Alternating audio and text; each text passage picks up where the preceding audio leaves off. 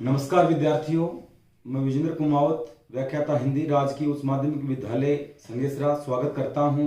आज की इस कक्षा में अलंकार भाग 2। कल अपन ने कक्षा 12 में विषय वस्तु में शामिल अलंकार, अनुप्रास, यमक और श्लेष अलंकार का अध्ययन किया। आज अपन चौथे नंबर का जो अलंकार अपने पास में आता है, उपमा अलंकार, बहुत ही महत्वपूर्ण अलंकार है। विगत बोर्ड की परीक्षाओं में कई बार यहां से प्रश्न आ चुका है, इसलिए इस अलंकार को थोड़ा विशेष रूप से तैयार करें। तो देखिए, सबसे पहले उपमा की जब बात आती है तो थोड़ा समझना आवश्यक है। समझने के लिए अपन को ध्यान देना है, यहां पर दो प्रकार के पदार्थ हैं, एक सामान्य पदार्थ, एक विशिष्ट पदार्थ। जब कोई कवि किसी पद में वर्णन करता हुआ सामान्य पदार्थ की तुलना विशिष्ट पदार्थ के साथ करता है तो वहां पर उपमा अलंकार माना जाता है। सामान्य पदार्थ वो होता है जो बिल्कुल अपने सामने है, और विशिष्ट पदार्थ कोई न कोई प्राकृतिक पदार्थ जो उपमान के रूप में प्रचलित है।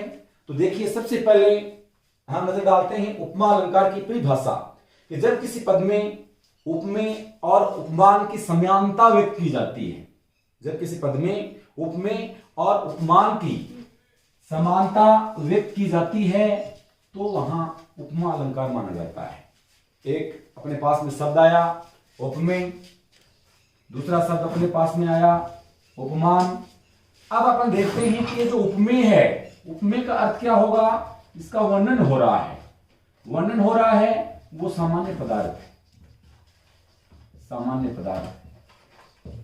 उपमान है ये विशिष्ट पदार्थ है जिसके साथ में तुलना की जा रही है। परिभाषा दोबारा सुनिए, जब किसी पद में उपमेय और उपमान की समानता व्यक्त की जाती है तो वहां उपमा अलंकार माना जाता है। इसी परिभाषा को थोड़े लंबे रूप में अपन पढ़ें तो देखिए कि कवि जब किसी पद में दो पदार्थों की समानता का वर्णन प्राप्त होता है या करता है, अर्थात कवि किसी साधारण पदार्थ को किसी विशिष्ट पदार्थ के समान मान लेता है।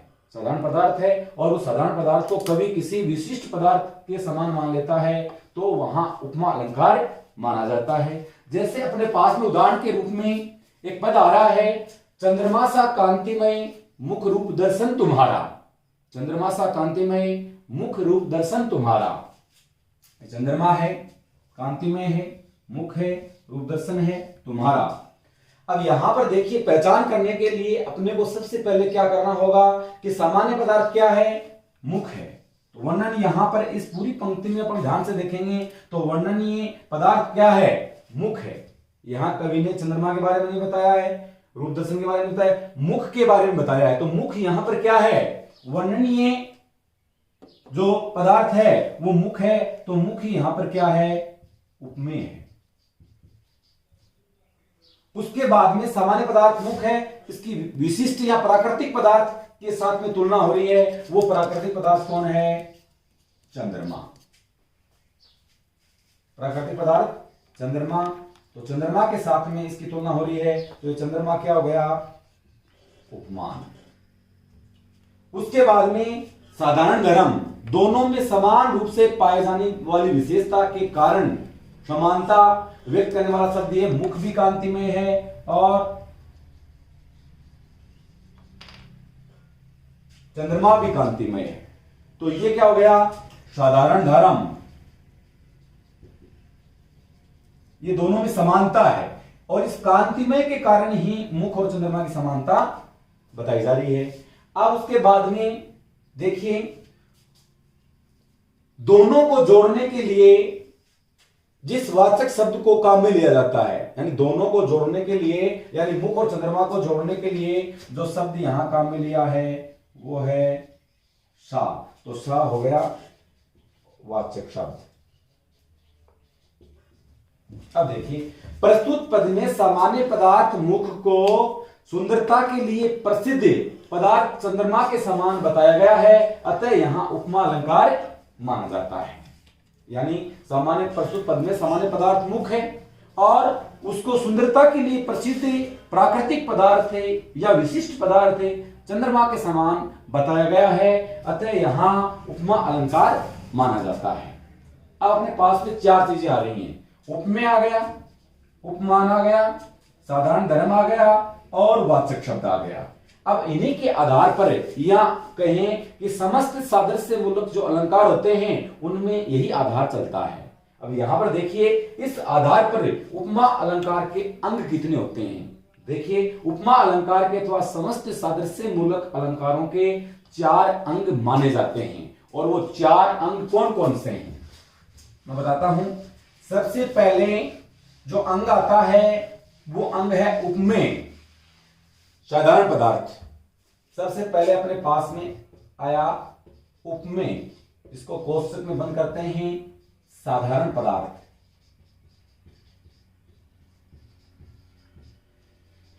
साधारण पदार्थ इसको वर्णनीय वस्तु भी कह सकते हैं। 2 नंबर पे अपने पास में आ रहा है उपमान, विशिष्ट पदार्थ या जिसके साथ में समानता व्यक्त की जा रही है, तुलना की जा रही है, विशिष्ट पदार्थ। अब देखिए यहां पर साधारण पदार्थ उप में कौन है, इसमें कौन सा था नीचे वाले में, मुख। उपमान कौन था, चंद्रमा सा कांति में, तो चंद्रमा। इसके बाद में देखिए 3 नंबर पर आता है साधारण धर्म, साधारण धर्म। दोनों में समानता व्यक्त करने वाला शब्द है, तो साधारण समानता व्यक्त करने वाला शब्द कौन सा था, कांतिमय।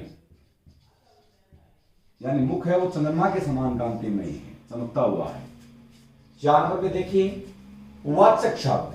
आप उपमेय और उपमान को जोड़ने के लिए जिस शब्द को काम में लेते हैं वो वाचक शब्द होता है। तो यहां पर वाचक शब्द क्या आया था, चंद्रमा सा, तो सा यहां पर क्या है, वाचक शब्द है। अब इन चारों को अपन अलग अलग तरीके से समझते हैं। विस्तृत रूप से अपन देखें तो सबसे पहले अपने पास सदस्य मूलक में आता है उपमेय। उपमेय किसे कहते हैं, वर्णनीय वस्तु को ही उपमेय कहा जाता है। देखिए, कवि जिस पदार्थ का वर्णन करता है उसे उपमेय कहा जाता है। कवि जिस पदार्थ का वर्णन करता है उसे उपमेय कहा जाता है। जिसका भी वर्णन वो अपने पद में कर रहा है वो उपमेय, ध्यान रखने वाली बात है। उसके बाद में 2 नंबर पे आता है उपमान। समानता प्रकट करने के लिए कवि जिस पदार्थ को उदाहरण के रूप में प्रस्तुत करता है तो वह उपमान माना जाता है। जैसे पीछे वाला उदाहरण था, चंद्रमा सा कांतिमय मुख रूप दर्शन तुम्हारा। अब मुख को समानता प्रकट करने के लिए उसके समकक्ष पदार्थ कौन सा काम में लिया, चंद्रमा। तो चंद्रमा क्या हो गया, उपमान हो गया। तो समानता प्रकट करने के लिए कवि जिस पदार्थ को उदाहरण के रूप में प्रस्तुत करता है वह क्या होता है, उपमान माना जाता है। 3 पर आता है साधारण धर्म। उपमेय और उपमान दोनों में जो समान विशेषता पाई जाती है, उपमेय और उपमान दोनों में जो समान विशेषता पाई जाती है उसे साधारण धर्म माना जाता है। जैसे पिछले वाले उदाहरण का अपन लें, चंद्रमा सा कांतिमय मुख रूप दर्शन तुम्हारा, तो कांतिमय जो शब्द है वो साधारण धर्म था। तो उपमेय और उपमान दोनों में वो समान रूप से आया है। 4 नंबर पे आता है वाचक शब्द। समानता प्रकट करने के लिए कवि जिन शब्दों का प्रयोग करता है या उसके द्वारा उन शब्दों का प्रयोग किया जाता है वे वाचक शब्द माने जाते हैं। अब लगभग इन्हीं वाचक शब्दों से अलंकार प्रथम दृष्टया तय हो जाता है कि कौन सा अलंकार है। तो वाचक शब्दों में आपको ये याद रखने हैं, सा, सबसे पहले देखिए सा, से, सी, सा, से, सी, शम, सदृश, एवं, जिम्मी, लो, सरिस इत्यादि और भी हैं, लेकिन प्रमुख रूप से ये वाचक शब्द आपको याद रखने हैं। ये जहां भी आते हैं वहां प्रथम दृष्टया ये अलंकार तय हो जाता है।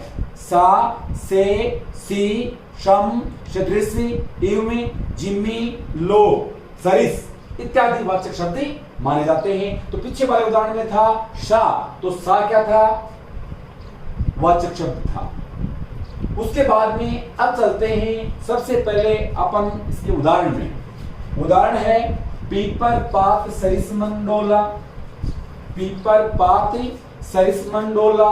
अब ये मान लीजिए परीक्षा में पीछे आया भी हुआ है, बोर्ड की परीक्षा में अब ये आ जाता है तो अपन इसको किस प्रकार हल करते हैं। परीक्षा में सीधा पूछा जा सकता है, आपको ये पंक्ति देकर पूछा जा सकता है कि निम्न पंक्तियों में कौन सा अलंकार है, अलंकार का नाम बताते हुए उसकी परिभाषा भी दीजिए।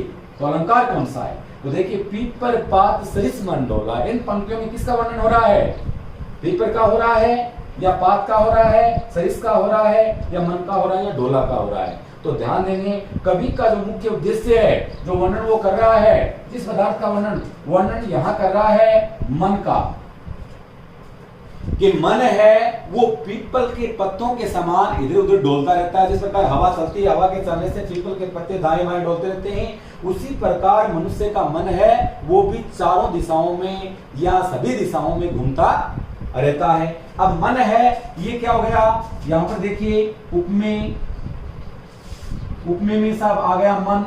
उसके बाद अब मन की समानता प्रकट करने के लिए कवि ने कौन से पदार्थ को कम में लिया है, पीपर पात, पीपल का पत्ता, तो पीपर पात, पीपल के पत्ते उपमान हो गया। उसके बाद अपन कहते हैं साधारण धर्म। अब दोनों में समान रूप से विशेषताएं कौन सी हैं, कि साहब मन भी डोलता है और पीपल का पत्ता भी डोलता है।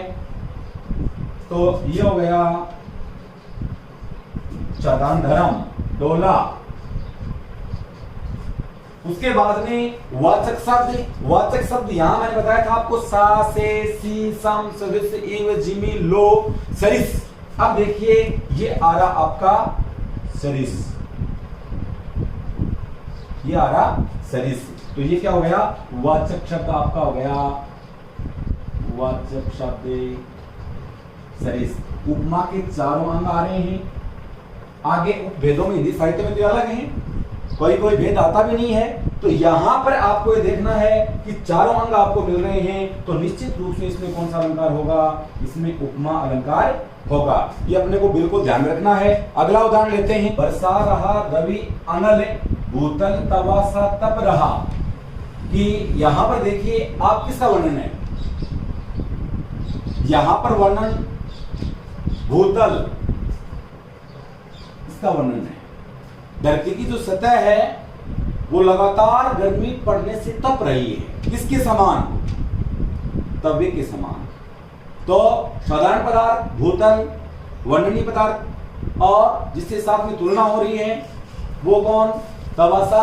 तो सबसे पहले उपमेय में क्या आएगा, भूतल, धरती की सतह, भूतल, बरसा रहा रवि अनल, सूर्य आग बरसा रहा है, और भूतल तवा सा तप रहा, जो धरती की सतह है वो किसके समान, तो उपमान क्या हो गया, तवा, तवा, तवा गर्म है, उसी प्रकार धरती की सतह भी क्या है, गर्म है। तो ये सब तवा क्या हो गया, तवा हो गया उपमान। अब साधारण गर्म, साधारण में भूतल भी तप रहा है और तवा भी क्या करता है, तपता है, तो ये क्या हो गया, तप, तपना क्या हो गया, साधारण धर्म हो गया। अब दोनों को, उपमेय और उपमान को जोड़ने के लिए जो वाचक शब्द कौन सा आया है, वाचक शब्द आया सा। तो उपमा के चारों अंग मौजूद है। कभी कभी कोई कोई अंग लुप्त भी हो जाता है, तो उसमें डरने वाली कोई बात नहीं है। वो अलंकारों के हिंदी साहित्य में अलग भेद है, लुप्तोपमा के अंतर्गत आते हैं, वो अलग भेद है। उपमा जरूर होता है, ऐसा इस उदाहरण में होगा, आगे बताएंगे। मधुकर सरिस संत गुणग्राही, यहां पर मधुकर, भौरा, भौरे के समान संत भी क्या है, गुणों को ग्रहण करने वाले। भौरा है वो रसों को ग्रहण करता है, उसी प्रकार संत हैं वो विभिन्न प्रकार के गुणों से युक्त होते हैं। तो यहां पर संत, उपमेय क्या है, संत, सामान्य पदार्थ, विशिष्ट पदार्थ मधुकर, उपमान, तो ये सब मधुकर आपका हो गया उपमान। साधारण धर्म, साधारण धर्म क्या है, गुणग्राही, गुणग्राही, वो भी ग्रहण करते हैं और ये भी ग्रहण करते हैं, गुणग्राही।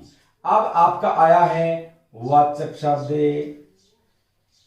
सरिस, तो निश्चित रूप से कौन सा अलंकार होगा, उपमा अलंकार ही होगा। आगे दो उदाहरण आपको और दे रहा हूं मैं। कोटि कुलिस समवचन तुम्हारा, व्यर्थ धरहु धनु बाण कुठारा।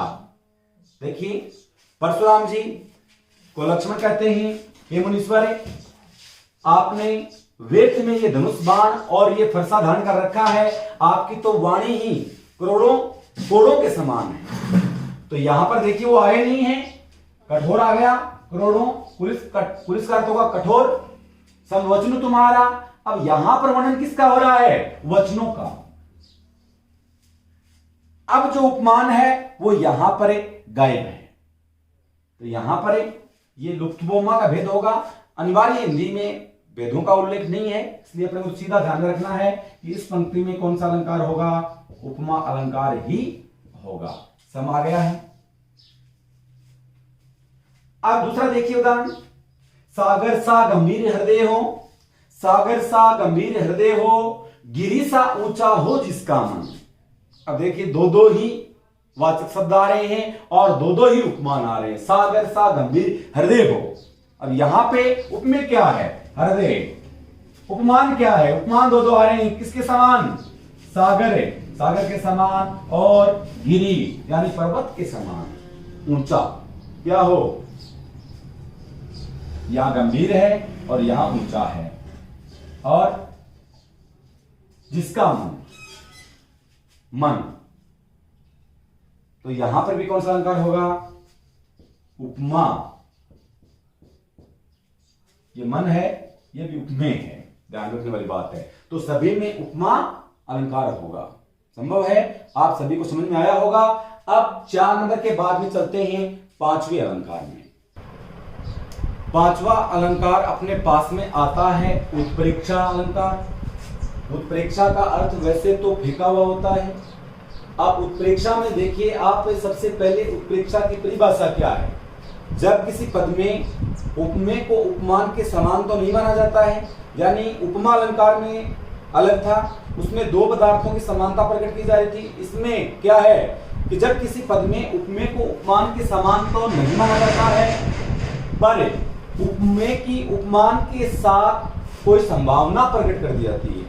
उपमेय की उपमान के साथ कोई संभावना प्रकट कर दी जाती है, तो वहां उत्प्रेक्षा अलंकार माना जाता है। अब वो संभावना कैसी होती है? कहने का तात्पर्य यह है कि जब किसी पद में कभी कोई कल्पना करता है अथवा संभावना को प्रकट करता है, तो वहां उत्प्रेक्षा अलंकार माना जाता है। वो अपने हिसाब से ही उसका अर्थ लगा लेता है, कल्पना प्रकट कर देता है, संभावना प्रकट कर देता है कि मुझे ऐसा लग रहा है या ऐसा हो रहा है। वास्तव में ऐसा होता नहीं है, लेकिन वो अपनी कल्पना के अनुसार उसका अर्थ लगाता है, संभावना प्रकट करता है, तो वहां पर उत्प्रेक्षा अलंकार माना जाता है। दोबारा समझिए परिभाषा कि जब किसी पद में उपमेय को उपमान के समान तो नहीं माना जाता है, परंतु उपमेय की उपमान के साथ कोई संभावना प्रकट कर दी जाती है, तो वहां उत्प्रेक्षा अलंकार माना जाता है। सबसे पहले अपने पास में जो उदाहरण आ रहा है कि दादुर धुनी चहु ओर सुहाई, दादुर धुनी चहु ओर सुहाई, वेद पढ़त जनु पटु समुदाय, वेद पढ़त जनु पटु समुदाय। अब देखिए बरसात का मौसम है और बरसात के मौसम में चारों ओर मेंढक बोल रहे हैं। उन मेंढकों की धुनी सुनकर या उन दादुरों की धुनी सुनकर, आवाज सुनकर कभी कल्पना कर रहा है कि दादुर धुनी चहु ओर सुहाई, चारों ओर से मेंढकों की आवाज अच्छी लगने वाली है। उसको सुनकर कभी ये कह रहे हैं कि मुझे ऐसा लगता है वेद पढ़त जनु पटु समुदाय, जैसे बहुत ही विद्वान बैठे हुए हैं बहुत सारे, और वो वेदों का क्या कर रहे हैं? अध्ययन कर रहे हैं, या उसका वेद मंत्रों का उच्चारण कर रहे हैं। तो यहाँ पर मुख्य देखने वाली बात एक और है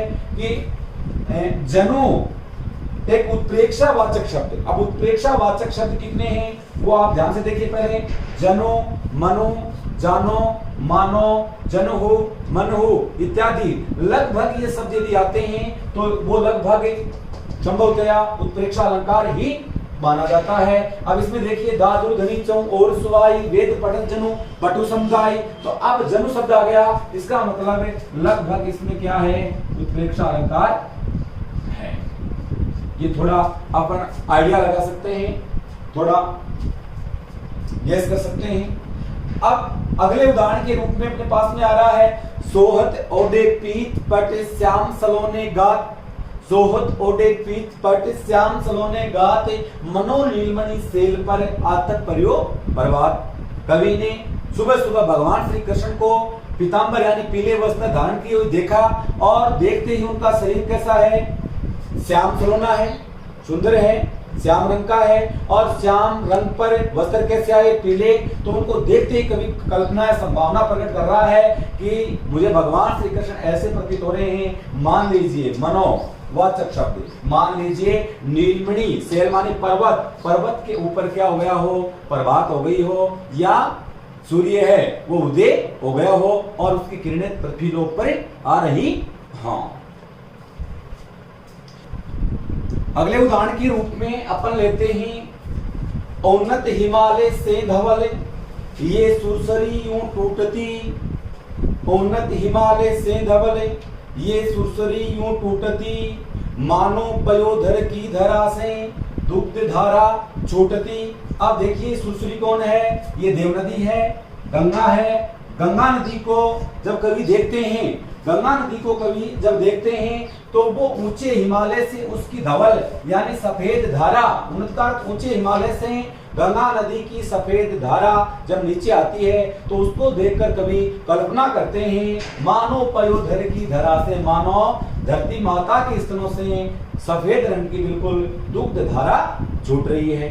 तो कभी कल्पना करते हैं कि धरती माता है और धरती माता के स्तनों से बिल्कुल सफेद सफेद दूध निकल रहा है, यानी हिमालय है वो धरती माता के स्तन है और उनसे गंगा नदी है ये दूध के रूप में बाहर निकल रहा है। तो बाकी अर्थ कवि ने अपनी कल्पना के हिसाब से कवि ने संभावना व्यक्त की कि मुझे ऐसा लग रहा है। तो ये देखिए अगला उदाहरण अपने सामने आ रहा है, बढ़त ताड़ को पेड़ मनु चुंबन को आकाश। ताड़ का जो पेड़ है वो बड़ा ऊंचा होता है, लंबा होता है और वो लगातार आकाश की ओर अग्रसर रहता है। उसको देखकर कभी बैठे हुए कल्पना कर रहे हैं कि बढ़त ताड़ को पेड़ मनु चुंबन को आकाश, ये ताड़ का पेड़ शायद आकाश का स्पर्श करने के लिए, उसका चुंबन करने के लिए बढ़ रहा है। तो यहाँ पर भी कवि ने क्या किया है, कल्पना की है, संभावना प्रकट की है और इसमें भी देखिए उत्प्रेक्षावाचक शब्द मानो आया है, मान लीजिए, और इसमें आया है मनो, मनु चुंबन को आकाश मान लीजिए। तो दोनों उत्प्रेक्षावाचक शब्द भी आ गए हैं। इसका मतलब इनमें क्या है, उत्प्रेक्षा अलंकार माना जाता है। 6 नंबर का अपने पास में जो अलंकार आ रहा है वो आ रहा है रूपक अलंकार। देखिए रूपक अलंकार 6 नंबर पे अपने पास में आ रहा है विषय वस्तु में। इसमें सबसे पहले रूपक अलंकार को समझने का प्रयास करेंगे। वही उपमेय और उपमान, उपमा अलंकार में समानता प्रकट की जा रही थी, उत्प्रेक्षा में संभावना प्रकट की जा रही थी। यहाँ पर उपमेय और उपमान दोनों को एक रूप माना जाएगा। उपमेय है वो वास्तव में उपमान है, उपमेय का उपमान में भेद रहित आरोप किया जाता है तो वहां रूपक अलंकार माना जाता है। विस्तृत तौर से इसकी परिभाषा पढ़ें तो अपने सामने आ रहा है कि जब किसी पद में इस प्रकार का वर्णन प्राप्त होता है कि उपमेय और उपमान दोनों में कोई भेद नहीं पाया जाता।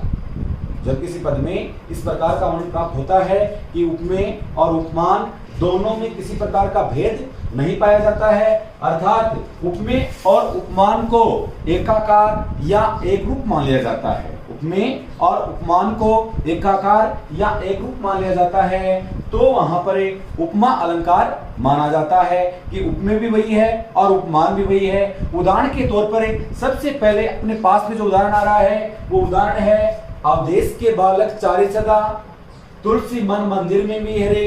अवदेश के बालक चारि सदा, अवदेश यानी महाराज दशरथ के चारों बालक सदा मेरे मन मंदिर, मेरे मन रूपी मंदिर में विराजमान हो। तो यहाँ पर देखिए मन को ही क्या बता दिया, मंदिर बता दिया। तो मन और मंदिर दोनों को ही एकाकार या एक रूप मान लिया गया है। अतः यहाँ पर क्या है, कौन सा अलंकार है, रूपक अलंकार है। दूसरे उदाहरण के रूप में अपने पास में आ रहा है बीती विभावरी जागरी अंबर पनघट में डूबो रही तारा घट उषा नागरी। अब देखिए वैसे तो इसमें मानवीकरण अलंकार भी माना जाता है लेकिन इसमें लगभग अपने को रूपक अलंकार के पद प्राप्त होते हैं। अंबर रूपी पनघट, आकाश को क्या बता दिया, पनघट बता दिया। तारा घटी, तारों को क्या बता दिया, तारा रूपी घटी, तारों को बता दिया मटका। और उषा नागरी, उषा को चतुर गृहिणी बता दिया, तो उषा रूपी नागरी। तो यहां पर 3 जगह अपने को रूपक प्राप्त हो रहा है, इसलिए इस पद में भी कौन सा अलंकार माना जाएगा, रूपक अलंकार ही माना जाएगा। अब अगला देखिए, उदित उदयगिरी मंच पर रघुवर बाल पतंग, संत सरोज सब हर्षे लोचन भ्रंग। अब आंखों को ही भंवरों के समान मान लिया है, तो रघुवर बाल पतंग, इनको पतंगा मान लिया गया है। उदित उदयगिरी, उदयगिरी पर्वत को मंच मान लिया गया है, तो यहां पर रूपक अलंकार ही माना जाता है। इसके बाद में अगला उदाहरण अपने पास में मीराबाई का आता है, पायो जी मैंने राम रतन धन पायो। अब राम रतन में क्या है, राम रतन, राम को ही क्या मान लिया गया है, धन मान लिया गया है। अतः सभी पदों में रूपक अलंकार की प्राप्ति हो रही है, यानी उपमेय और उपमान दोनों को एकाकार या एक रूप मान लिया जाता है, वहां रूपक अलंकार माना जाता है। 7वें अलंकार के रूप में अपने पास अलंकार जो आ रहा है विरोधाभास। विरोधाभास जो अलंकार है, विरोधाभास जो शब्द है वो 2 शब्दों के योग से बना है, विरोध जोड़ आभास, यानी विरोध का आभास या एहसास। देखिए यहां पर क्या है, विरोधाभास में, विरोधाभास शब्द विरोध जोड़ आभास के योग से बना है। अर्थात कवि जब किसी पद में इस प्रकार का वर्णन प्राप्त करता है, कवि जब किसी पद में इस प्रकार का वर्णन प्राप्त करता है, इस पद में कवि के अनुसार तो विरोध वाली कोई बात नहीं होती है, कवि के अनुसार तो उस पद में या उस बात में कोई विरोध वाली बात नहीं होती है, परंतु एक सामान्य बुद्धि का पाठक, परंतु एक सामान्य बुद्धि का पाठक वहां कोई विरोध प्रकट कर देता है, तो वहां विरोधाभास अलंकार माना जाता है। यानी जब किसी पद में कवि इस प्रकार का वर्णन करता है, वो कवि के अनुसार तो विरोध वाली कोई बात नहीं है, कवि के अनुसार तो विरोधी तत्व नजर नहीं आता है, परंतु सामान्य बुद्धि का पाठक वहां जब कोई विरोध प्रकट कर देता है, तो वहां पर विरोधाभास अलंकार माना जाता है। उदाहरण के रूप में बड़ा सरल है, अपन पहले पढ़ेंगे, या अनुरागी चित्त की गति न समझे कोई, या अनुरागी चित्त की गति न समझे कोई, जो जो बूढ़े श्याम रंग त्यों त्यों उजलो होए। या अनुरागी चित्त की, इस प्रेम भरे मन की कोई भी गति नहीं समझ सकता है। यहां पर प्रस्तुत पद में कवि बिहारी वर्णन करते हुए कह रहे हैं कि इस प्रेम भरे मन की, एक अनुरुक्त मन भगवान श्री कृष्ण की भक्ति में अनुरुक्त है, उसकी गति को कोई नहीं समझ सकता है। जो जो बूढ़े श्याम रंग, जो जो श्याम रंग में, बूढ़े का अर्थ डूबता है, त्यों त्यों उजलो होए। अब पाठक के अनुसार विरोध वाली बात यह आ जाती है कि श्याम रंग, काले रंग में डूबने पर उजलो यानी सफेद कैसे हो जाता है, काले रंग में डूबने पर व्यक्ति सफेद कैसे हो जाता है। लेकिन यहाँ कवि के अनुसार विरोध वाली कोई बात नहीं है, यहाँ पर कवि कह रहे हैं कि जो जो ये मन है भगवान श्री कृष्ण की भक्ति में, जो जो बूढ़े श्याम रंग, श्यामकार भगवान श्री कृष्ण की भक्ति में डूबता जाता है, क्यों तो उसके मन के सारे विषय विकार साफ हो जाते हैं, उसका मन बिल्कुल सफेद हो जाता है, पवित्र हो जाता है। यानी सामान्य बुद्धि का पाठक तो यहाँ विरोध कर रहा है कि काले रंग में डूबने पर सफेद कैसे होता है, लेकिन यहाँ पर अर्थ कवि के अनुसार सीधा है कि जो जो भगवान श्री कृष्ण की भक्ति में डूबते जाते हैं, त्यों त्यों सारे मन के मैल हैं वो साफ हो जाते हैं और व्यक्ति का मन बिल्कुल सफेद स्वच्छ हो जाता है। अगला उदाहरण देखिए, शीतल ज्वाला जलती। अब सामान्य बुद्धि का पाठक विरोध प्रकट कर देता है कि साहब शीतल ज्वाला, ज्वाला शीतल कैसे है, शीतल ज्वाला जलती ईंधन होता दृग्जल का, दृग का अर्थ आंख, आंखों का जल, उसका ईंधन है, और ज्वाला शीतल हो ही नहीं सकती। यहाँ पर देखिए विरह वेदना में व्यक्ति कोई विरहिणी है, नायिका है, वो अपने प्रियवर की याद में धीरे धीरे अपनी आंखों से आंसू बहा रही है, तो यहाँ कवि के अनुसार विरोध वाली कोई बात ही नहीं है। अगला उदाहरण देखिए, तंत्रीनादे कवितरसी सरस राग रतिरंग, क्या कहते हैं, तंत्रीनादे कवितरसी सरस राग रतिरंग अन बूढ़े बूढ़े बूढ़े तिरे जे सब अंग। यहाँ पर देखिए तंत्रीनाद योग साधना की गूंज, कवितरसी काव्य का आनंद और सरस राग मधुर संगीत, रतिरंग रति क्रीड़ा। अन बूढ़े बूढ़े, इनमें जो नहीं डूबता है वो भी डूब जाता है, इनमें जो अन बूढ़े बूढ़े जो नहीं डूबता है वो डूब जाता है। बूढ़े तिरेजे संग, बूढ़े तिरेजे सब अंग, और जो डूब जाता है वो खुले रूप से आनंद लेने लग जाता है। तो सामान्य पाठ विरोध प्रकट करता है कि जो नहीं डूबता है वो कैसे डूब जाता है, और जो डूब जाता है वो तैरने कैसे लग जाता है। लेकिन कवि के अनुसार कोई विरोध वाली बात नहीं है। कवि सीधे अर्थों में कह रहे हैं कि योग साधना की गूंज, काव्य का आनंद, मधुर संगीत, रति क्रीड़ा, ये ऐसे विषय हैं इनमें आनंद नहीं लेने वाला भी डूब जाता है, और जो एक बार इनका आनंद लेने लग जाता है वो बार बार इनका आनंद लेता है। अगला उदाहरण अपने सामने आ रहा है, विस्मय ये गोदावरी अमृतन को फल दे। अब विस्मय, विष से युक्त, विस्मय का क्या होगा, विष से युक्त, यानी कवि के अनुसार तो विरोध वाली कोई बात नहीं है, लेकिन सामान्य बुद्धि का पाठक विरोध प्रकट करता है कि साहब जो ये गोदावरी नदी है स्वयं विष से युक्त है, तो ये अमृत का फल कैसे दे सकती है। लेकिन यहाँ पर देखिए विष का जो अर्थ है वो क्या होता है, जल भी होता है। विष का अनेकार्थक शब्द अपने पास में जो आता है शब्दकोश में वो जल भी आता है, यानी जल से युक्त ये गोदावरी नदी सभी को अमृत के समान फल देने वाली है। तो कवि के अनुसार यहाँ किसी प्रकार का कोई भी विरोध नहीं है। अब देखिए 8वें नंबर पर जो अपना अलंकार है वो कौन सा है, उदाहरण अलंकार के रूप में अपने पास में 8 नंबर का आ रहा है उदाहरण अलंकार। तो देखिए उदाहरण में क्या होता है, जब किसी पद में दृष्टांत अलंकार की तरह 2 पद होते हैं परंतु उनमें से किसी एक कथन को उदाहरण के रूप में प्रस्तुत करते हुए, उदाहरण अलंकार में क्या होता है कि जब किसी पद में 2 पद होते हैं दृष्टांत अलंकार की तरह और उनमें से किसी एक कथन को उदाहरण के रूप में प्रस्तुत करते हुए जो, जैसे, जैसा, जैसी, जिम्मी, देखिए जो, जैसे, जैसा, जैसी, जिम्मी इत्यादि उदाहरण वाचक शब्दों का प्रयोग पद में ही कर दिया जाता है तो वहां उदाहरण अलंकार माना जाता है। दोबारा सुनिए कि जब किसी पद में दृष्टांत अलंकार की तरह 2 पद प्राप्त होते हैं परंतु उनमें से किसी एक कथन को उदाहरण के रूप में प्रस्तुत करते हुए जो, जैसे, जैसा, जैसी, जिम्मी इत्यादि उदाहरणवाचक शब्दों का प्रयोग जब पद में ही कर दिया जाता है तो वहां उदाहरण अलंकार माना जाता है।